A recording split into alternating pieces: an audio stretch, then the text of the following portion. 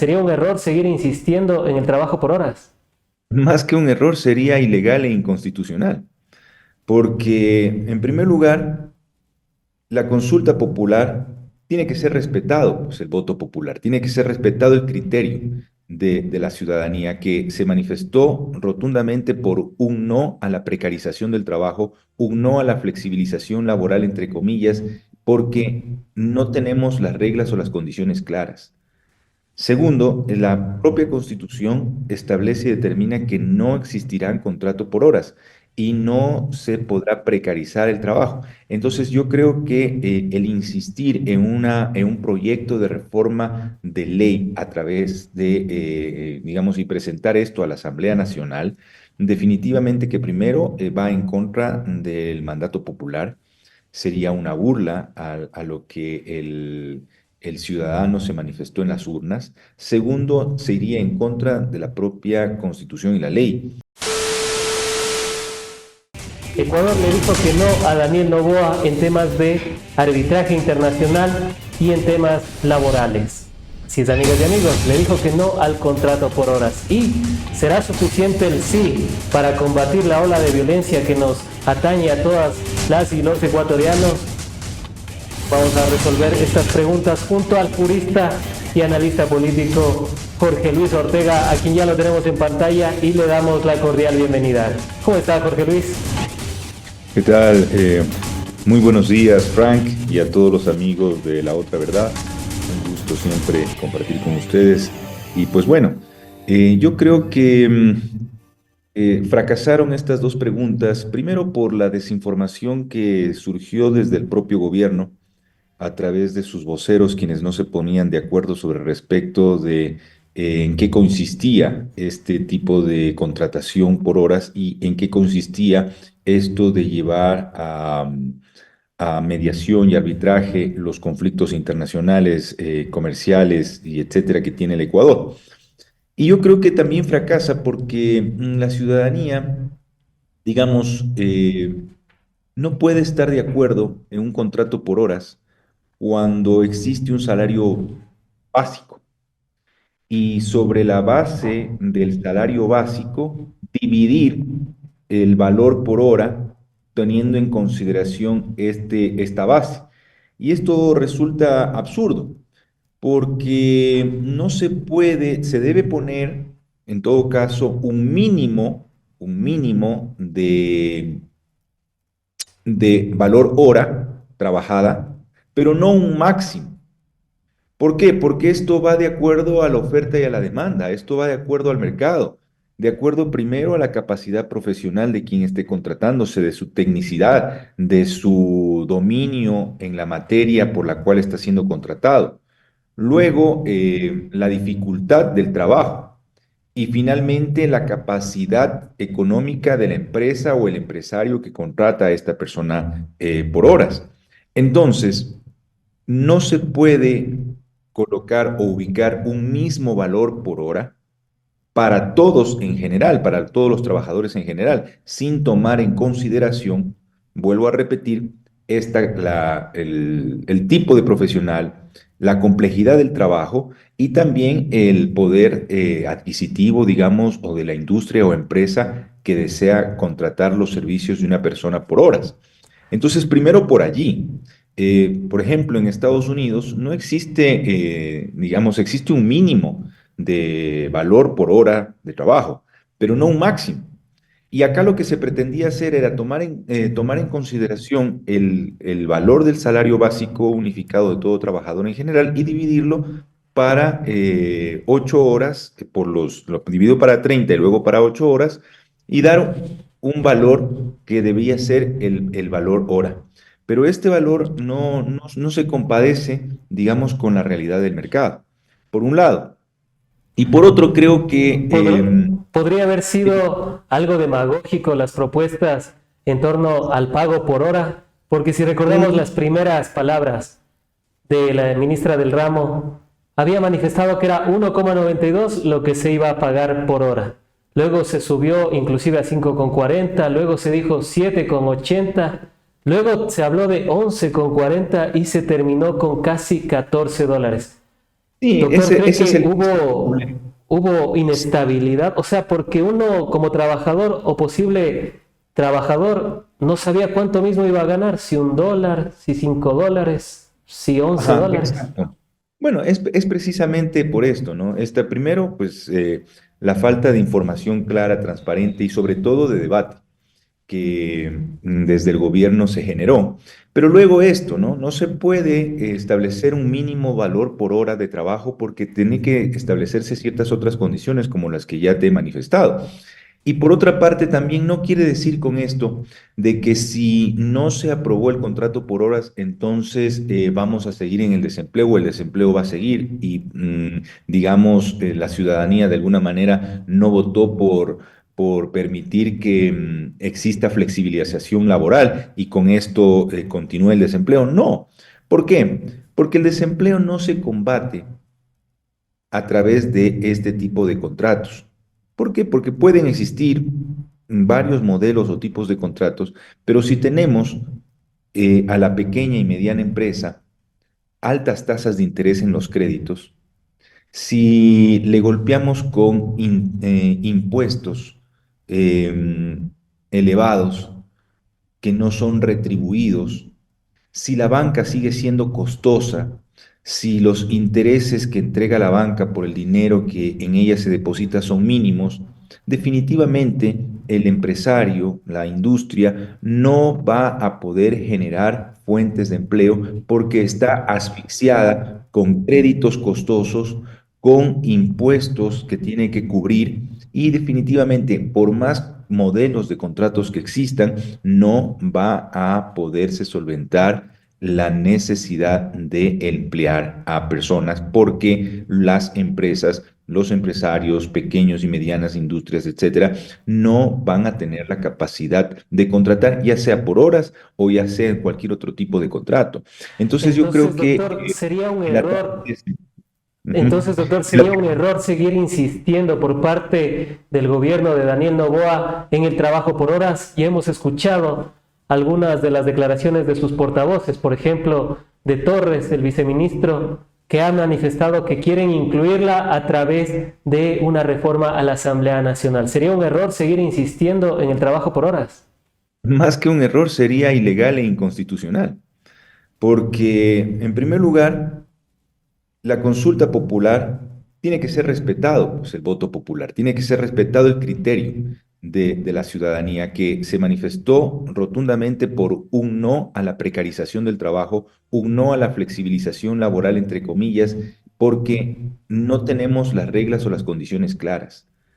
Segundo, la propia Constitución establece y determina que no existirá contrato por horas y no se podrá precarizar el trabajo. Entonces, yo creo que el insistir en un proyecto de reforma de ley a través de, digamos, y presentar esto a la Asamblea Nacional, definitivamente que primero va en contra del mandato popular, sería una burla a lo que el ciudadano se manifestó en las urnas. Segundo, se iría en contra de la propia Constitución y la ley. Entonces yo creo que por allí no va la figura. Ya la ciudadanía se manifestó sobre respecto de aquello.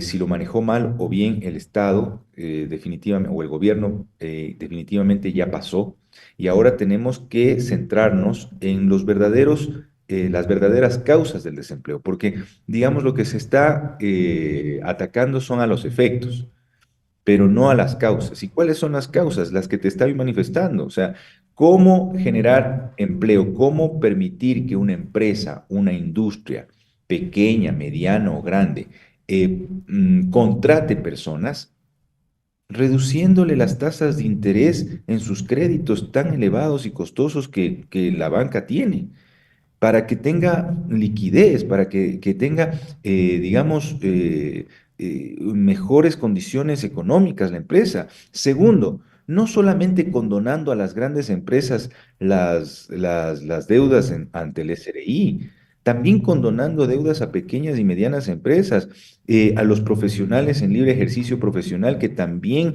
declaran impuestos y pagan, porque creo que el desempleo se genera a través de esto, pues. la falta de liquidez del empleador que no le permite de alguna manera abrir fuentes de empleo, abrir espacios en su negocio, en su empresa, porque se siente asfixiado por créditos elevados, por tasas de interés elevadas a créditos y por impuestos que definitivamente no se ven retribuidos en seguridad, en salud, en seguridad social, etcétera. Porque se entiende que los impuestos que paga un ciudadano tienen que ser retribuidos por parte del Estado con obras, con servicios, y esto no se evidencia. Entonces, definitivamente, por más tipo de contratos que exista o modelos de contratos que exista, no va a solucionarse el problema del desempleo. Eso por un lado. Y bueno, y luego también la ciudadanía se manifestó en contra del arbitraje internacional. Precisamente Y para ir al tema del arbitraje internacional, también hay voceros que están intentando decir que van a incluirlo también a través de una posible reforma en la Asamblea Nacional. Desde su sí, criterio, ¿pasaría algo similar que con el trabajo por horas? por supuesto, por supuesto. Yo creo que no podemos jugar con la inteligencia de la ciudadanía. Pues si la ciudadanía ya se manifestó en contra de estos temas, pues el Estado tiene que buscar otras alternativas distintas para dar solución a los conflictos que se presentan en el Estado, que no necesariamente tenga que ser insistir en algo que ya se pronunció la ciudadanía.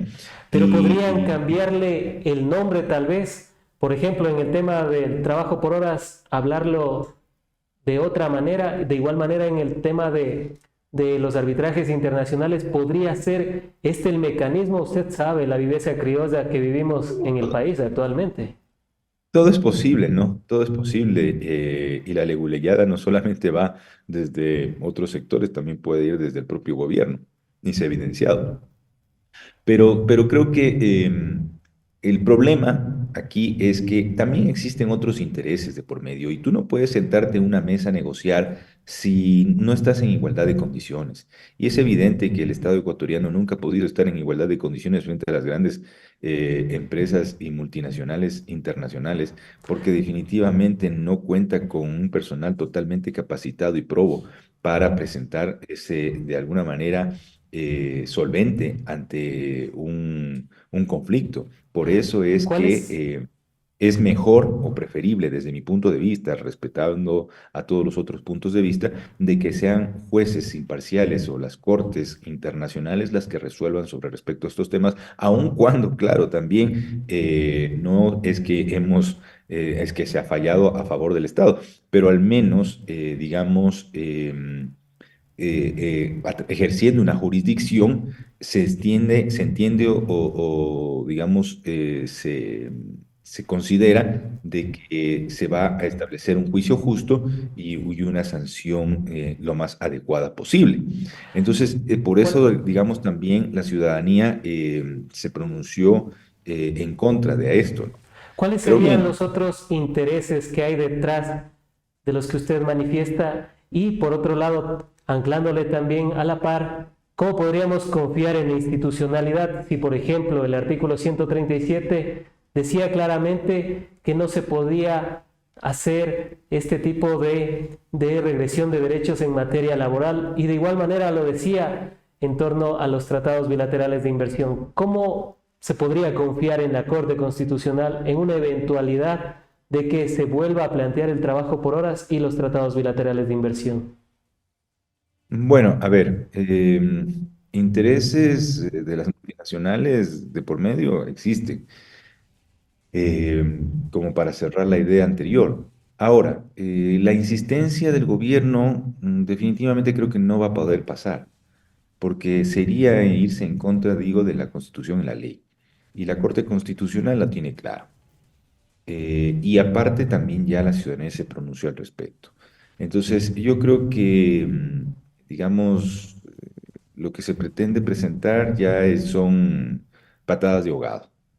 Y creo que los distintos sectores deberán pronunciarse y deberán ser radicales, desde la Corte Constitucional, la Asamblea Nacional y sectores digamos, sectores sociales que tienen, digamos, cierto prestigio y cierta prestancia y reconocimiento a nivel nacional, oponerse a este tipo de medidas o oponerse a este tipo digamos, de pretensiones del Estado. Y creo que definitivamente no van a pasar. Ahora, yo creo que ya una vez que la consulta popular concluyó, ya existió un pronunciamiento de la ciudadanía, debemos empezar a actuar por lo que sí se aprobó. Entonces, definitivamente, como digo, podrán existir varios modelos, cientos de modelos de contratación, pero si es que no existen las condiciones necesarias que le permitan al empresario, al empleador, digamos, abrir fuentes de empleo, no va a solucionarse el problema del desempleo. Ya el tema del arbitraje internacional se pronunció la ciudadanía y creo que debemos respetar ese mandato. Pero Antes de frente pasar al al... tema de la seguridad, ¿cree que dentro de esos intereses y algunos analistas que hemos tenido en el programa han manifestado que podrían haber inclusive intereses oscuros por parte del grupo Novoa, precisamente a través del grupo Novis, que tiene sus empresas en el extranjero y que desearían hacer creer a la ciudadanía que esa es inversión extranjera que viene al Ecuador para no rendir cuentas en el caso de que cometieran alguna ilegalidad en el país, responder a los tribunales ecuatorianos y así poder ir a los tribunales extranjeros donde, bueno, no la hemos pasado bien como país. Cerca de 3.000 millones de dólares hemos perdido en la mayoría de arbitrajes internacionales. Y ahora Chevron nos está demandando por 2.000 millones de dólares. Bueno, no sé si existan intereses específicos del señor presidente en cuanto a beneficiar a sus empresas y valerse de esto. Pues, no, no, digamos, no podría opinar al respecto porque primero son especulaciones y no podríamos basarnos sobre especulaciones, que podría presentarse eventualmente, se podrá dar, pero para eso también existen un marco legal en el cual tendrá que, digamos, respetarse y presentar cualquier tipo de acción en contra de aquellos, digamos, que se busque de alguna manera algún beneficio en particular y no en beneficio general. Y eso tendrá que responderle el señor presidente a la ciudadanía y a la justicia. Pero yo creo que, como decía, ya debemos mirar a las preguntas que sí se aprobaron y viabilizarlas. Viabilizarlas. Yo creo que el señor presidente tiene la oportunidad y en muy corto tiempo de presentar a un proyecto a la Asamblea Nacional que cumpla con lo que se le pidió, se pronuncie la ciudadanía y que se pronunció afirmativamente. Y en ese sentido, creo que las reformas al Código Orgánico Integral Penal tienen que ser inmediatas.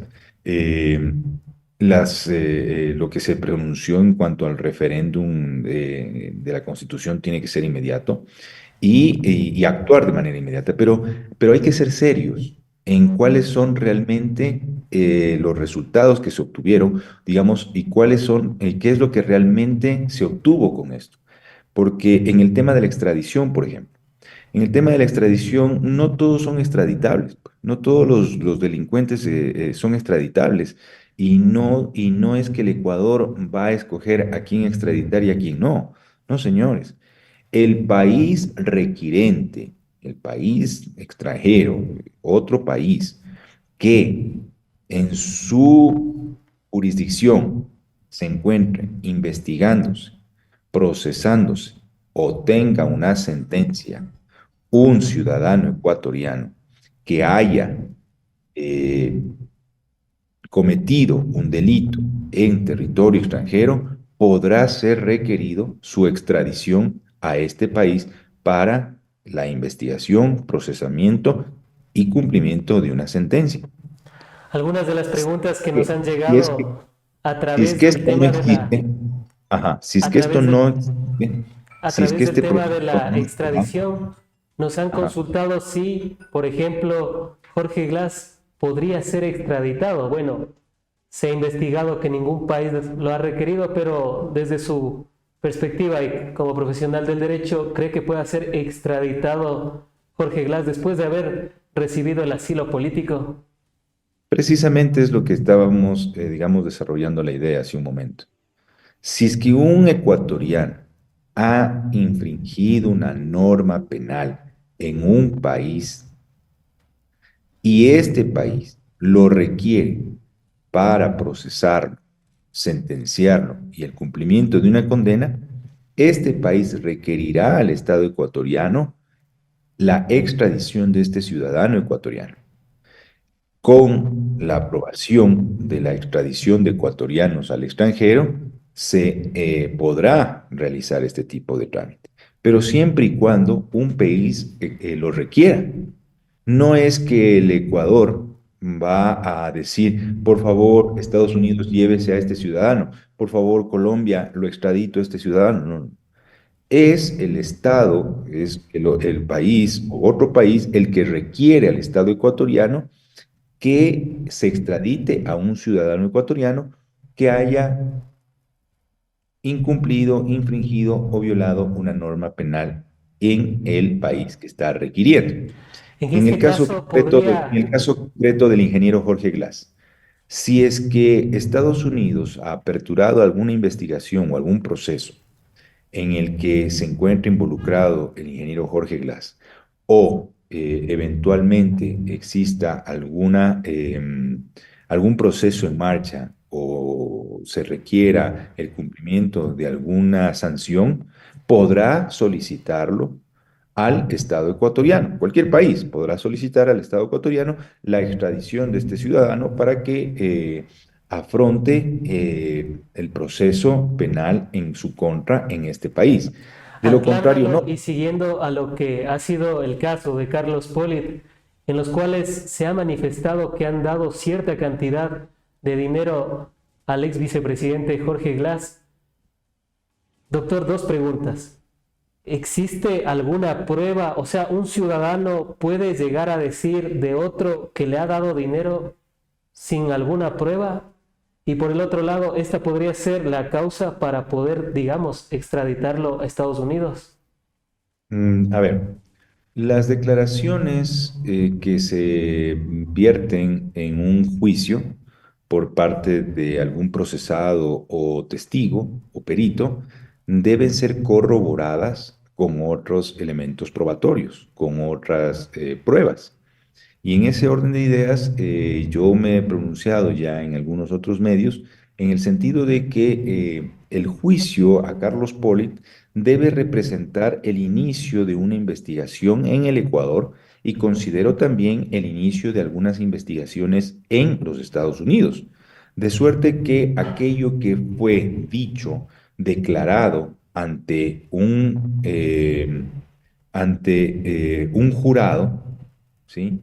Sea en este proceso, sea corroborado y permita no solamente llegar a estas personas que fueron mencionadas, sino a toda una red de corrupción que de alguna manera se haya presentado. Y también de no ser corroborado, ¿no es cierto? De no ser corroborado, ratificar o, digamos, la investigación muestre una objetividad y diga, pues perfecto, no fue corroborado, no hay cómo procesar o llamar a un eventual juicio a un ciudadano, aun cuando haya sido mencionado o aun cuando se haya dicho algo sobre él dentro de un juicio. Porque como tú muy bien manifiestas, Frank, eh, cualquier persona puede decir cualquier cosa, ¿no? Por pretender salvarse o por pretender beneficiarse de alguna rebaja. Y lo hemos observado en los casos de metástasis, purga, plaga y el caso del tema este de los consejeros del Consejo de la Judicatura, de los vocales del Consejo de la Judicatura. Cualquier persona puede decir cualquier cosa. Pero estas declaraciones deben ser corroboradas con otros medios de prueba.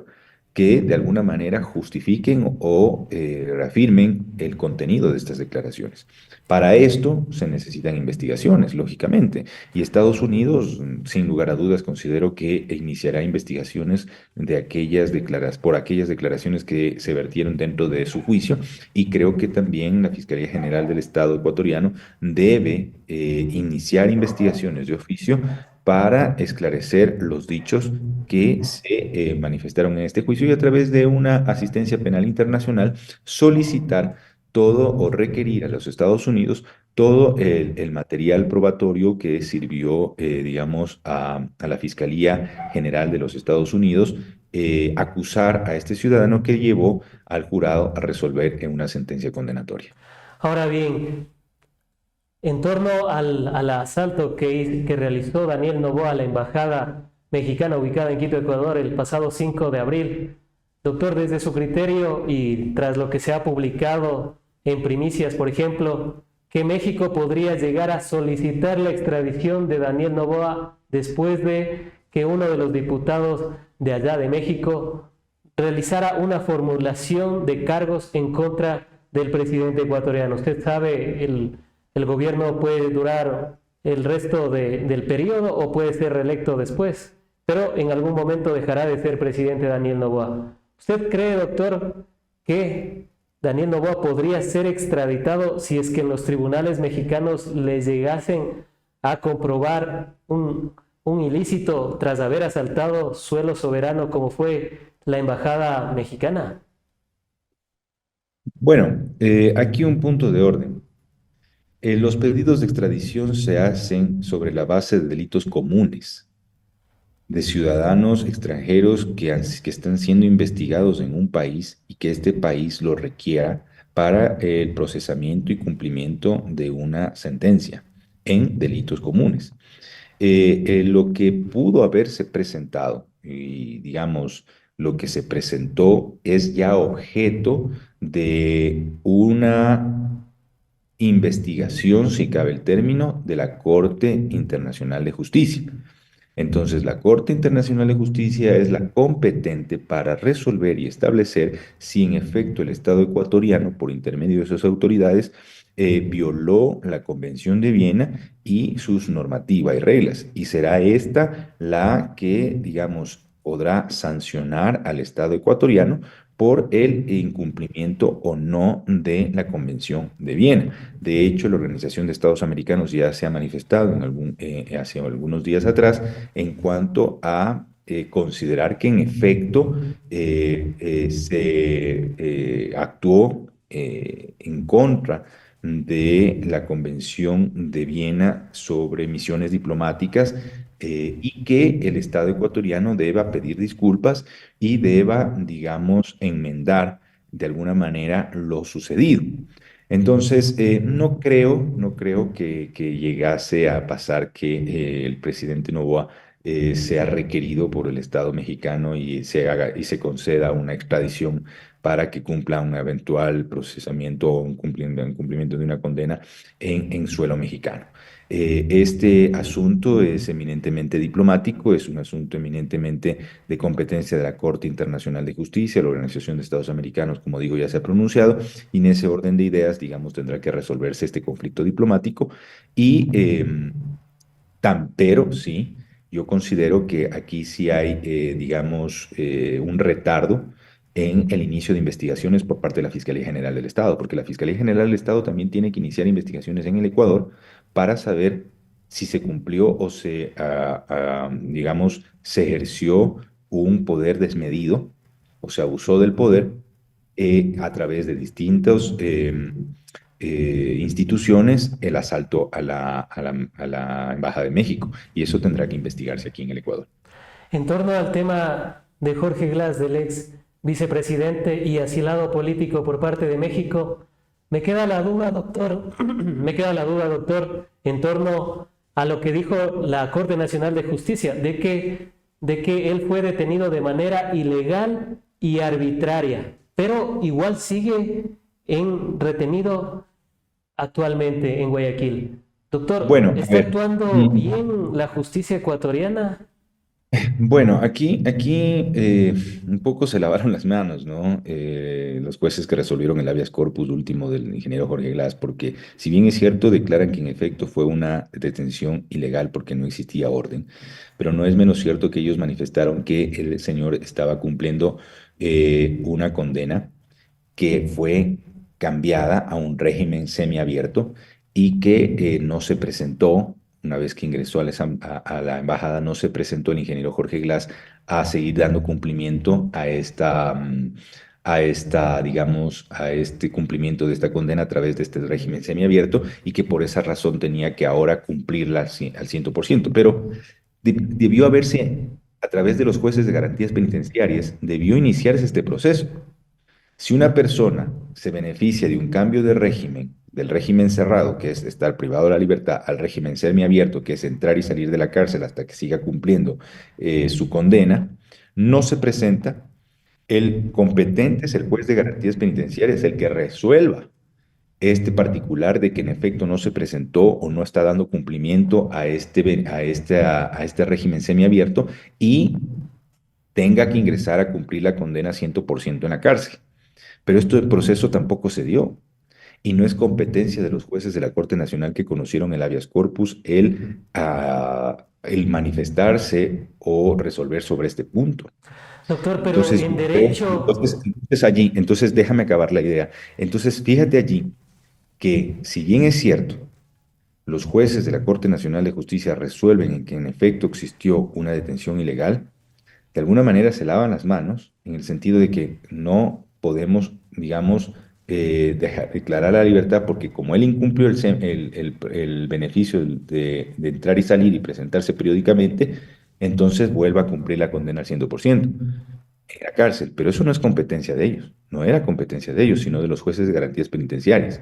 Entonces, allí sí, digamos, es un punto a debatir, un punto discutible que, digamos, la defensa del ingeniero Jorge Glass, no sé si habrá apelado a la resolución que negó el habeas corpus parcialmente, y no sé qué acciones, digamos, estén pensando presentar, pero bueno, en efecto, al momento de que dejó de presentarse ante a la cárcel, a la autoridad competente para seguir cumpliendo con este proceso de presentaciones periódicas por el beneficio del cambio de régimen de privado de la libertad a semiabierto, que es entrar y salir de la cárcel, definitivamente lo incumplió. Entonces, ¿cuál es la consecuencia de eso? Que vuelva a la cárcel a cumplir el 100% de la condena. lo que me Es un tema, llama, es lo un que me tema llama la delicado atención, que tendremos que, digamos, que la justicia tendrá que resolver y para bien de la ciudadanía, que las decisiones que tome la justicia sean transparentes, sean justas, sean objetivas y en estricto apego a la ley, más allá de las personas a las cuales estén juzgando. lo que me llama la atención es las declaraciones de Diana Salazar que dio en CNN. Ella dijo que Jorge Glass no tenía una boleta de captura y también me Por llama la supuesto, no, atención por que en supuesto, no. materia de derecho no se, un acto ilegal se haga legal. Claro, usted ha manifestado que la Corte Nacional de Justicia se lava las manos, pero desde su criterio se está haciendo legal algo ilegal. No, no, no, en absoluto. O sea, lo que manifestó la doctora Diana Salazar es lo correcto. Contra Jorge Glass no existe ninguna medida cautelar de carácter personal. A él se le está investigando por un proceso de peculado en el que no se han dictado medidas cautelares de carácter personal o real. Es una investigación que está en curso. Lo que puedo yo conocer, lo mínimamente que puedo conocer al respecto, pero él tenía una sentencia condenatoria que la estaba cumpliendo a través de un beneficio penitenciario que es el régimen semiabierto. Al momento de que incumple la presentación, como ordenó el juez de garantías penitenciarias al concederle este beneficio, definitivamente tiene que volver a la cárcel. Entonces, eso es lo que ha pasado, eso es lo que la Corte Nacional ha resuelto. Pero digo, digamos, a mi criterio muy personal, no es competente la Corte Nacional para pronunciarse sobre si incumplió o no el régimen semiabierto, porque eso le correspondería a un juez de garantías penitenciarias. Y al haber sido declarado ilegal la detención del ingeniero Glass en la Embajada de México. Lo que le correspondería es, digamos, permitirle que salga nuevamente y que se someta a un proceso de verificación del cumplimiento de las medidas cautelares. Si es que, digamos, de la medida del régimen semiabierto, si es que el juez de garantías penitenciarias considera que violentó, violó o incumplió estas presentaciones a través del régimen semiabierto, a través de este beneficio, allí podría ordenarse y disponerse que vuelva a la cárcel al cumplimiento total de la condena. Pero esto no ha existido. Vamos al tema Lastimosamente, de la... lastimosamente, Adelante. lastimosamente, estamos en el Ecuador y a veces es sorprendente cómo se resuelven ciertas causas. Sí, uno cuando revisa las leyes nacionales e internacionales ve que se han tomado algunas atribuciones, no solo en el caso de Glass, sino en un sinnúmero de casos que sería digno de estudio para la mayoría de facultades de derecho, quizás de lo que no se debe hacer o de cómo no se debe proceder, pero sin duda alguna sería un buen tema para futuros programas. Doctor, y para avanzar con el tema de la consulta popular, algunas de las preguntas que fueron aprobadas, sin duda alguna, generan bastante expectativa, pero desde su criterio, ¿existe evidencia empírica de que, por ejemplo, aumentar las penas sirva para reducir los delitos? Bueno, definitivamente que no, ¿no? Porque en países donde existe la cadena perpetua o penas de muerte no habrían delincuentes. Entonces creo que la disuasión del delito no va por el aumento de tipos penales o el aumento de las penas. Creo que se deben, esas son causas, digamos, se debe atacar las verdaderas causas, como siempre he dicho. Y esto es la inequidad, la falta de desempleo, la falta de acceso a la salud, a la educación, y creo que por allí debemos combatirlo. En todo caso, Frank, y te agradezco por la entrevista, y ya para un poco para concluir y cerrar, digamos, mis criterios modestos y en el afán, digamos, de esclarecer también a quienes nos escuchan. eh, Creo que no hay ley, no habrá ley, no habrá sanción que evite o reduzca la delincuencia o la inseguridad, si no atacamos las causas reales. Y el gobierno debe acompañar a una política criminal, una política penal, una política social, una política pública social. Y esto es grave, porque hemos observado y hemos visto que en este tiempo, si bien es cierto, es corto, pero no es menos cierto que ya podemos tener, digamos, una idea. El gobierno no ha tratado de controlar seguridad a través de siendo reactivo, ¿sí? Y no preventivo. Debemos enfocarnos en qué pasa con las familias de las personas que están siendo privadas de la libertad, acusadas de terroristas o que pertenecen a estos grupos de delincuencia organizada. Tenemos que dar un seguimiento también. ¿Qué está pasando con aquellas personas que ya han obtenido su libertad y luego vuelven a reincidir en el delito? Entonces no está funcionando el sistema de rehabilitación social. ¿Y por qué digo esto? Si bien es cierto, si la rehabilitación social es utópica porque en ninguna parte del mundo existe una rehabilitación plena, no es menos cierto que ese es el fin de la condena o de la pena en el Ecuador. Y si no cambiemos la finalidad de las condenas y pongamos cadenas perpetuas y penas de muerte, neutralicemos y eliminemos a los delincuentes. ¿No? Aquí el fin de la condena constitucionalmente y legalmente es la rehabilitación social. Y para eso el Estado debe garantizar condiciones óptimas dentro de los centros de privación de libertad y acceso a educación, acceso a salud, acceso a alimentación de aquellas personas que están siendo privadas de libertad, porque el Estado es garante de aquellas personas que están privadas de la libertad. Entonces, en ese sentido, yo creo que hay mucho que trabajar. Hay mucho que trabajar tanto en el sector social, fuera de las cárceles, como también dentro de las cárceles. Y creo que el problema del sistema carcelario se debió en gran medida o en forma a la propia policía antinarcóticos, que de alguna manera daba beneficios a los capos de las drogas que se encuentran privados de la libertad para recibir información y poder cumplir con una cuota y poder incautar droga y cumplir con ciertas cuotas, pero ese poder se les fue de las manos y terminaron siendo centros de control y manejo del delito y de estas organizaciones desde dentro de las cárceles. Es decir, el propio Estado le dio infraestructura y le dio seguridad a los capos de los grupos de delincuencia organizada para que dentro de las cárceles ellas tengan su oficina particular y puedan trabajar al exterior.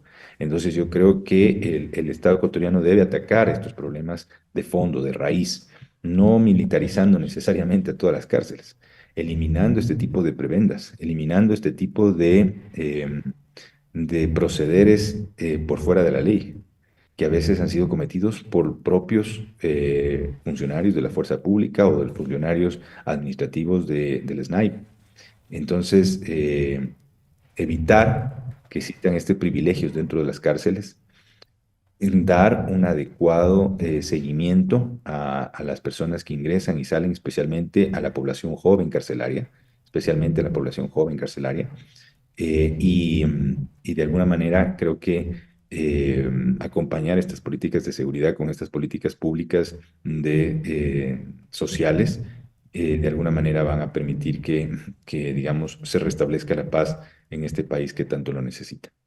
Han sido las apreciaciones de Jorge Luis Ortega, jurista, a quien agradecemos por haber estado en La Otra Verdad, transmitido por supuesto a través de En Retrospectiva. Seguros de contar con su participación en futuros análisis, diálogos y debates. Sin duda alguna el tema carcelario es algo que también se debería analizar. Cerca de 400 homicidios que se han efectuado en las cárceles, si es que ya no hemos llegado a los 500, donde el Estado debía haberse hecho cargo de los reos o deberían haber estado a su libre disposición y a su libre suerte. Sería interesante para futuras oportunidades.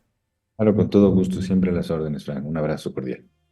Y con ustedes, amigas y amigos, como siempre, un gusto tenerles en su espacio La Otra Verdad. Ya lo saben, en tiempos de engaño universal, decir la verdad se convierte en un acto revolucionario, tal y como lo diría George Orwell. Con ustedes se despide Frank Pozo y será hasta una próxima oportunidad.